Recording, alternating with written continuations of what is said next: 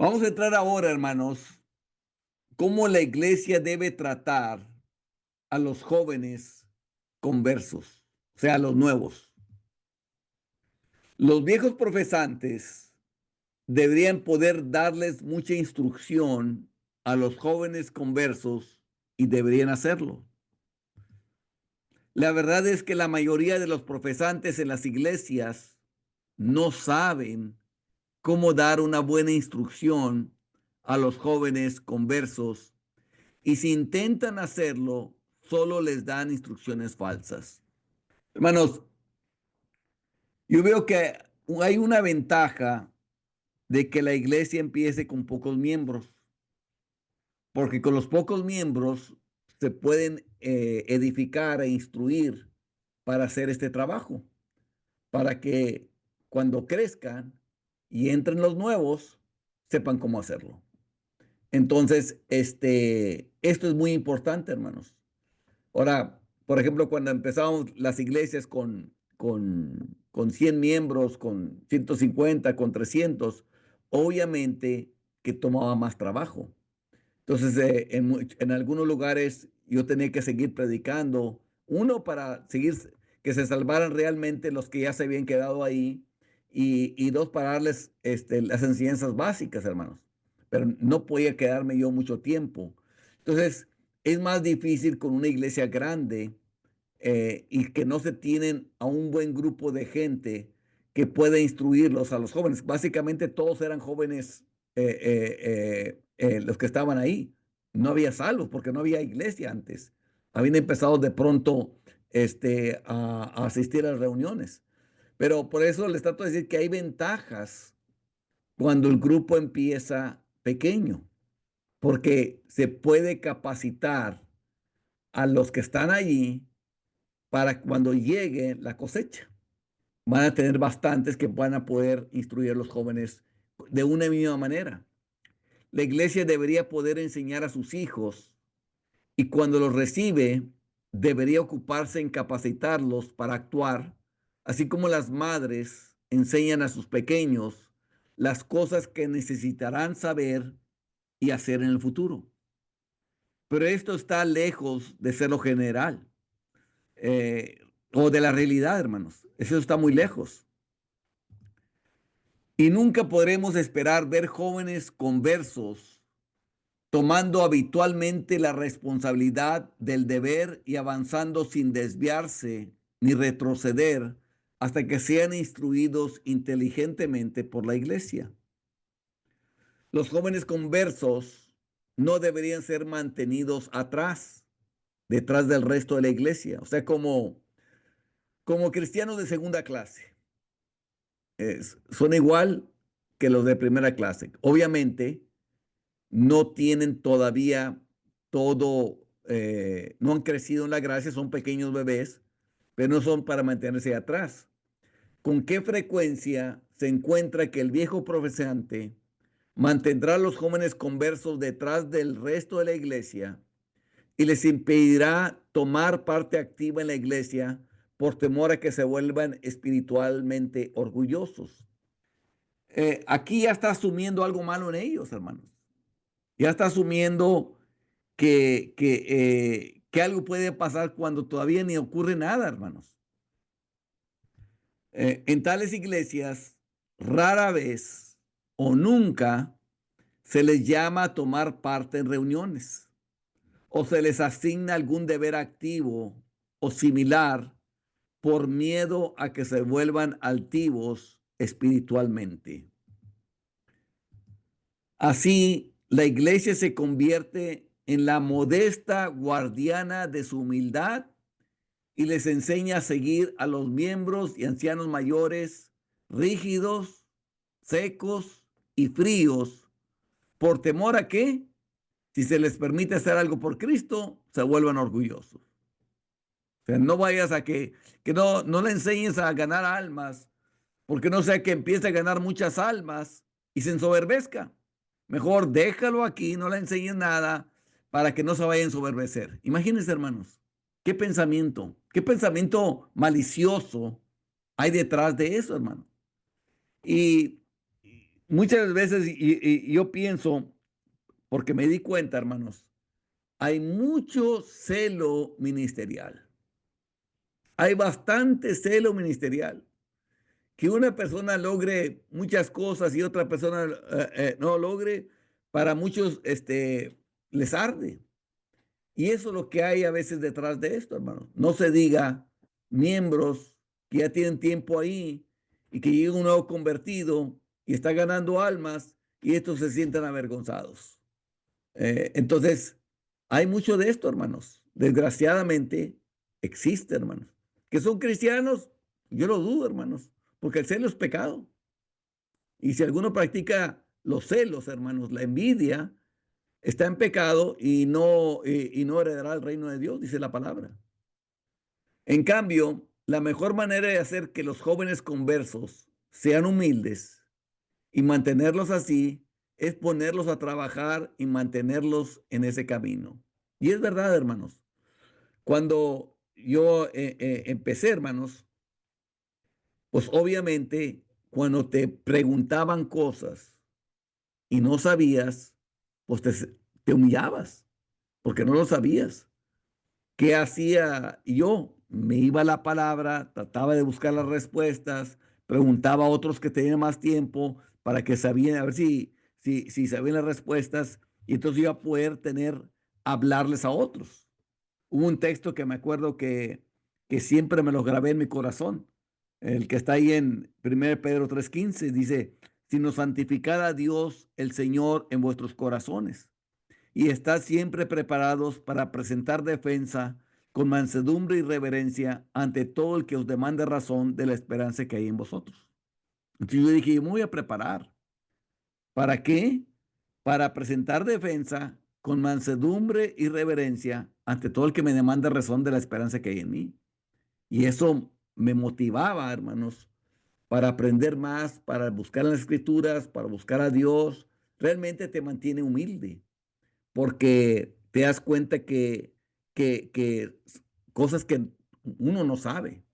Y porque no sabe, uno no puede llevar a alguien a Cristo porque no sabemos, está recién convertido, no tiene los recursos. Esa es la manera de mantener a Dios con ellos. Y mientras Dios esté con ellos, cuidará de su humildad. Así es. Que es lo que buscaba uno buscaba a Dios. Y Dios estaba con uno. Y Dios era el que mantenía la humildad. Y no una iglesia guardiana de mi humildad, sino era Dios mismo el que estaba manteniendo eso. Manténgalos constantemente dedicados al cristianismo y entonces el Espíritu de Dios habitará con ellos. Y entonces serán mantenidos humildes por el proceso más efectivo. ¿Cuál es el proceso más efectivo? Por el Espíritu, hermanos. Por el Espíritu Santo actuando en uno, que solo nos va llevando a que actuemos de esa manera, hermanos. Pero si a los jóvenes conversos se les deja caer detrás de los viejos profesantes, donde nunca pueden hacer nada, nunca sabrán qué espíritu tienen, y esta es la manera de ponerlos en peligro del peor tipo de orgullo espiritual. Sí, hermanos, porque aprenden lo que ellos están actuando, hermanos. Aprenden a tener envidia, aprenden a tener celos, aprenden a murmurar de otros hermanos, aprenden a hablar de otros, y es lo único que están aprendiendo. Entonces ya aprenden a que ellos se sientan más cuando hacen ciertas cosas que los demás, porque es lo que ven en ellos, hermanos. En vez de tener el Espíritu Santo enseñándolos, tiene esta gente y dejan el depender del Espíritu y empiezan a depender de formar hábitos, que es lo que hacen en muchas de las iglesias. Formarles hábitos a la gente y ser guiada por los hábitos en vez de por el Espíritu Santo. Deben ser vigilados por la iglesia y advertidos de sus peligros, tal como una tierna madre vigila a sus hijos pequeños.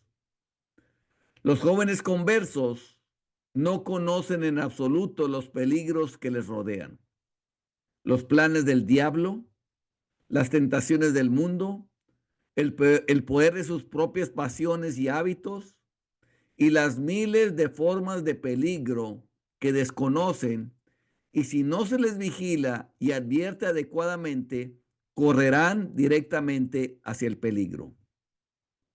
Cuando uno nace de nuevo, hermanos, es muy parecido como cuando un bebé, hermanos, cuando un bebé nace, empieza a ser amamantado.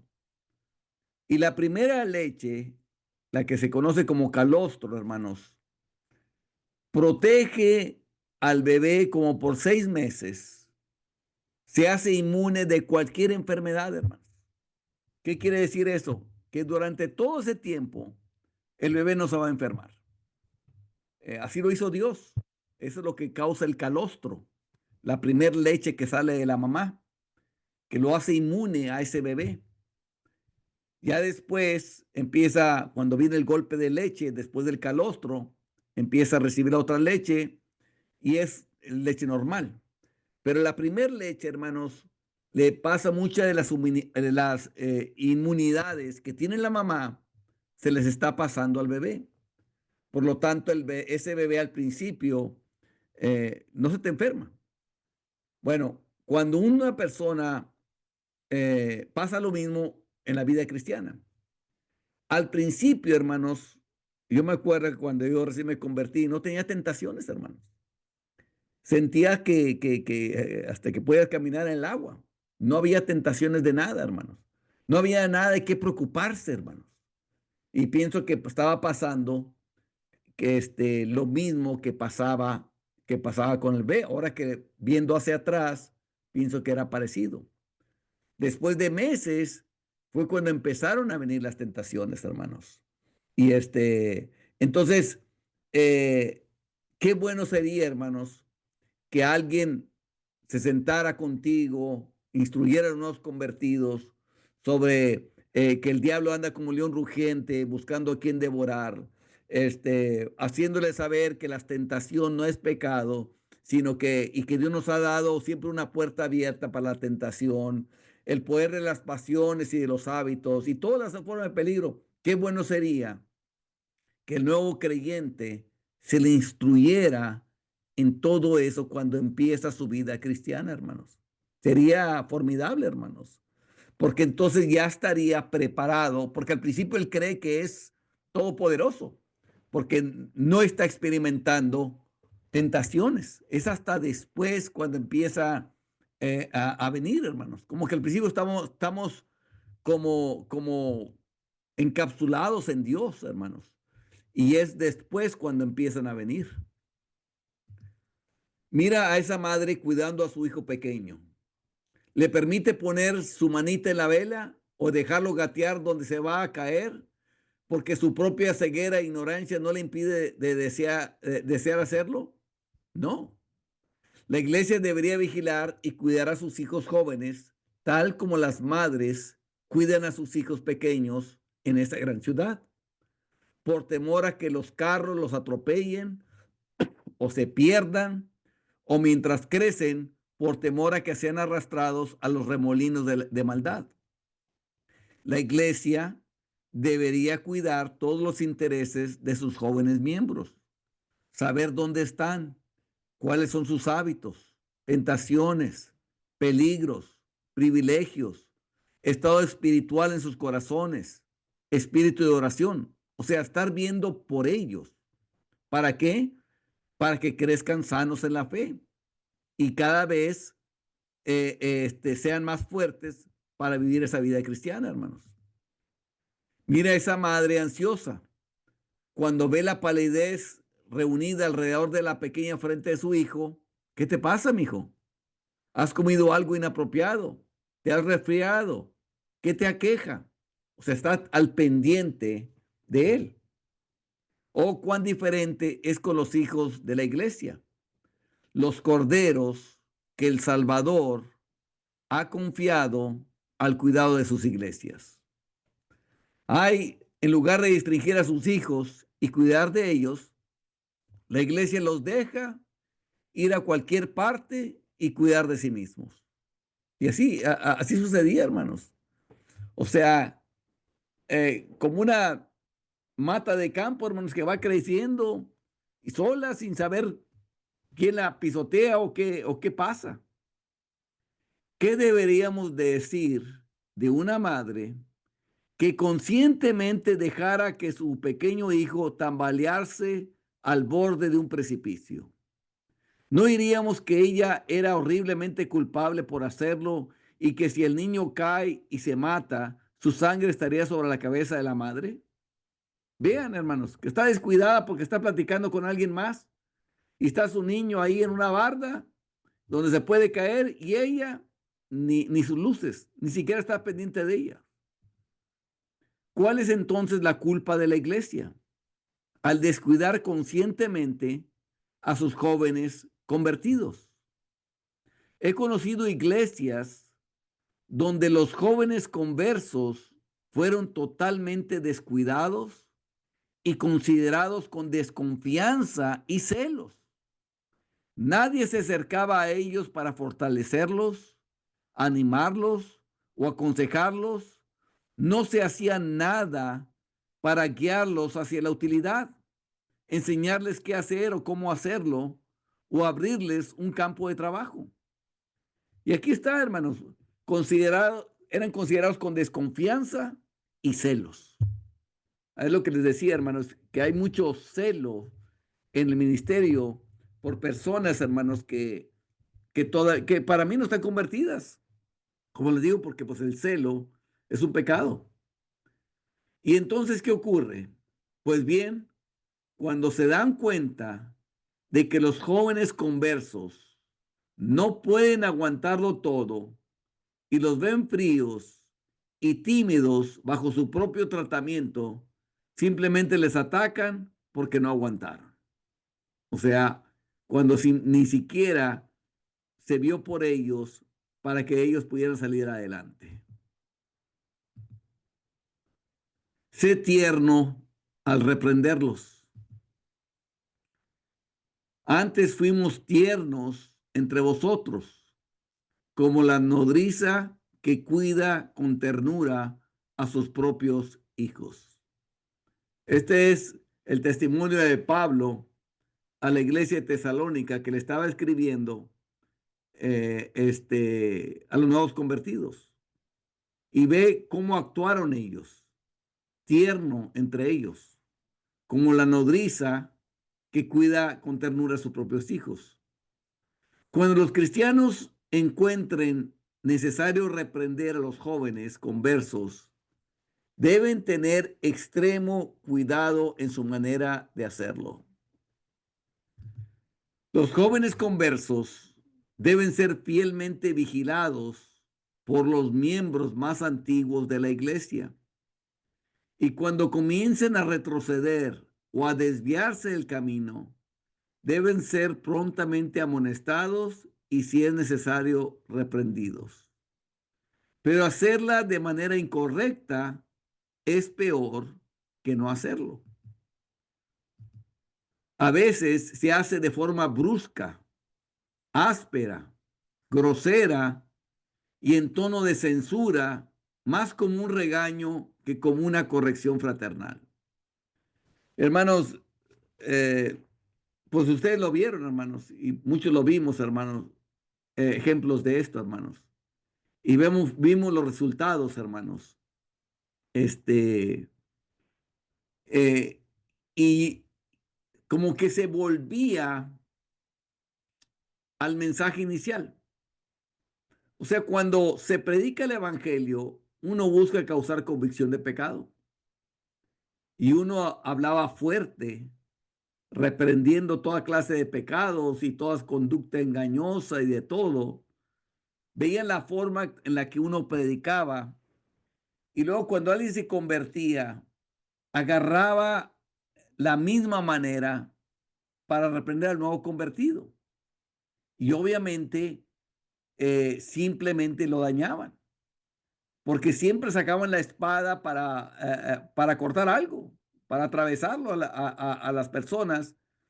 Y cuando era alguien que estaba necesitando ayuda al principio y él ya era convertido, hermanos.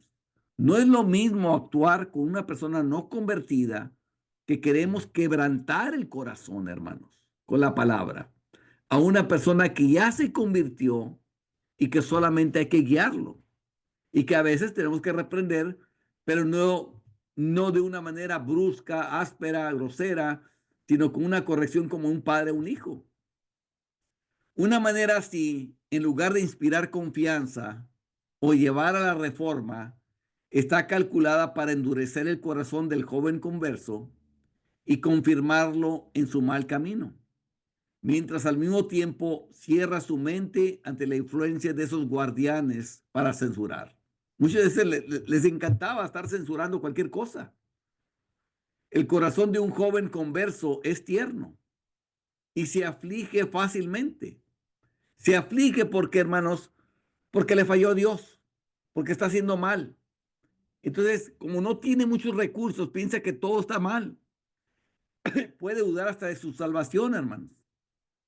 Y a veces una sola mirada desagradable lo pondría en un estado de ánimo que se afirmará en sus errores y lo hará empeorar.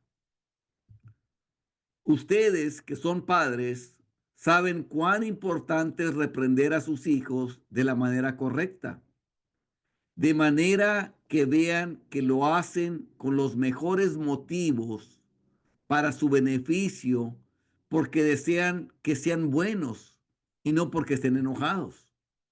De lo contrario, pronto comenzarán a verlos como tiranos en lugar de amigos. Lo mismo sucede con los jóvenes conversos. Y uno de los líderes, pues se llevó ese título por causa de eso, de dictador, un tirano. Porque esa es la percepción que él daba a los demás en su trato con los discípulos. Esa fue la percepción, porque por cosas tan insignificantes, algunos sufrieron eso. Y eso es lo que sucede en cuanto a esto. Imagínense, si sabemos que Jesucristo es nuestro amigo y nos quiere guiar, obviamente alguien que está nuevecito, se tiene que hacer de una manera de tal que no lo destruyamos, que no lo, sino que se haga con sabiduría la reprensión, porque tenemos que reprenderlo, pero tenemos que hacerlo sabiamente. La amabilidad y la ternura, incluso al reprender, ganarán su confianza, los unirán a ustedes y darán influencia a sus consejos fraternales y enseñanzas, de manera que pueden moldearlos en cristianos completos. O sea, te vas a ganar la confianza de él. Se va a dar cuenta que lo estás haciendo por el bien de él, buscando su bien. Y no hay nada de tu parte que tú busques algo para ti, sino lo estás haciendo por él, totalmente. Y eso es lo que hace que ganes la confianza de él, te va a unir y va a recibir los consejos. Va a recibir los consejos como de parte de Dios, porque siente que Dios está hablando a través de ti. En lugar de eso, si son severos y críticos en su manera de hacerlo, así solo lograrán que piensen que quieran mandar sobre ellos. O sea, enseñorearse de ellos, que solamente quieren enseñorearse del rebaño. Decir, yo soy el líder y por eso tienes que hacer todas las cosas. Muchas personas, bajo el pretexto de ser fieles, como ellos lo llaman, o sea, fieles a su alma, con frecuencia lastiman a jóvenes conversos de manera severa y arrogante, de tal manera que los alejan o incluso los aplastan en la desesperación y la apatía. Y mucho en la apatía, hermanos, muchos no los veían, necesitaban administración y los dejaban por semanas, hermanos, sin platicar con ellos, sin ver con ellos, y muchos se desesperaban y los dejaban, simplemente no hablaban con ellos como para regañarlos, no hablar contigo porque no mereces ni siquiera que te hable, cuando eran gente que se había convertido, hermanos, gente que habían entrado a la fe, no eran impíos, eran gente que había entrado a la fe y que se debía ver por sus almas cómo guiarlos del naufragio de la fe otra vez de regreso a la fe. No había eso, hermano. Los jóvenes conversos tienen muy poca experiencia y son fáciles de derribar, hermanos. Son como un niño pequeño cuando empieza a caminar. Los ves tambalearse e incluso tropezar con una paja. Ves a la madre recoger todo el piso cuando su pequeño va a intentar a caminar. ¿Por qué? Porque no quiere que se tropiece con nada.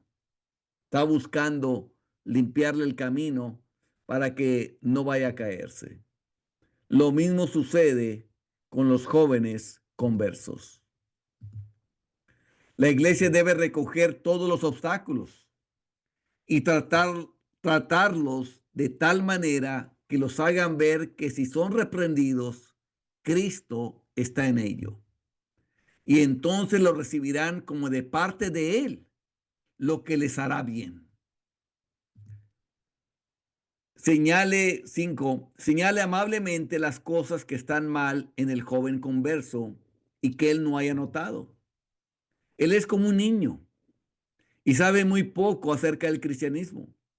Y por supuesto, tendrá muchas cosas que necesita aprender y muchas cosas que debe corregir. Acuérdense, hermanos, que somos rescatados de nuestra vana manera de vivir, la cual recibimos de nuestros padres. Bueno, quizás quiere importarse, traer de esa conducta algo al cristianismo. Y son las cosas que queremos nosotros quitar. Todo lo que haya en él que sea incorrecto en espíritu, desagradable en su comportamiento o poco cultivado en su manera, lo que pueda obstaculizar su utilidad o afectar su influencia como cristiano, deben ser amablemente señalado y corregido. Estas son las cosas que hay que corregir, hermanos. Sobre todo el espíritu de frivolidad del mundo, hermanos. Es lo que hay que corregir, hermanos. Sin embargo, hacer esto de la manera correcta requiere gran sabiduría. Los cristianos deben hacer esto un objeto de mucha oración y reflexión. ¿Qué es lo que voy a orar? ¿Cómo hablo con este hermano sobre esto? ¿Cómo lo voy a hacer reflexionar en cuanto a esta conducta? Para poder hacerlo correctamente de manera que no hagan más daño que bien. O sea, no queremos edificar, no queremos destruir. Si lo reprendes solo por las cosas que él no vio como inapropiadas, lo afligirá y disgustará. Tal instrucción debe ser cuidadosamente programada. A menudo es bueno aprovechar la oportunidad después de haber orado juntos o después de una conversación amable sobre temas espirituales que hagan sentir al joven converso que lo amas, busca su bien, desea sinceramente promover su santificación, utilidad y felicidad. O sea, una plática en la cual él puede darse cuenta de tus intenciones y tus pensamientos acerca de él, que tú buscas lo mejor para él. Entonces, una simple sugerencia a menudo hará el trabajo. Cuando ya hay esa pequeña plática en la cual ya se dio cuenta cómo que lo que tú piensas de él y lo que tú buscas lo mejor. Entonces, cuando tú le sugieres algo, y sobre todo, hermanos, con la palabra, eso ayuda aún más, porque lo toma, así dice Dios, y como él se convirtió y él quiere agradar a Dios, cuando lo ve en la palabra, haz de cuenta que es más fácil. Entonces, una simple sugerencia, mostrando con la palabra cómo debe actuar, hará el trabajo. Si simplemente sugiere que tal cosa en tu oración o tu comportamiento de tal manera no me pareció agradable. ¿No deberías pensarlo y quizás juzgar mejor para evitar hacer lo mismo de nuevo? Quizás un comentario que habló sobre otra persona, un comentario que habló mal de alguien, que puede ser una murmuración, hacerle ver sobre esa murmuración y sobre todo ver que no haya una amargura por lo cual haya hablado mal acerca de alguien, hermanos. Este, a veces puede haber amargura, porque normalmente, ¿por qué no tuvo misericordia de esa persona al hablar de esa manera? O sea, veamos la misericordia que tenemos para con nosotros mismos. Cuando hacemos un tipo de conducta y nosotros no nos vemos tan mal porque somos misericordiosos para con nosotros mismos. Bueno, ¿por qué no tener la misma misericordia para con otra persona cuando se está hablando de él? ¿Por qué voy a tratar de ensuciar su nombre o de que otros lo vean mal a esa persona al hablar de esa manera? Hazlo correctamente y lo ayudarás y le harás bien. Hazlo mal y causarás 10 veces más daño que bien. Fíjense, hermanos, causarás 10 veces más daño que bien. A menudo los jóvenes convertidos cometerán errores por ignorancia.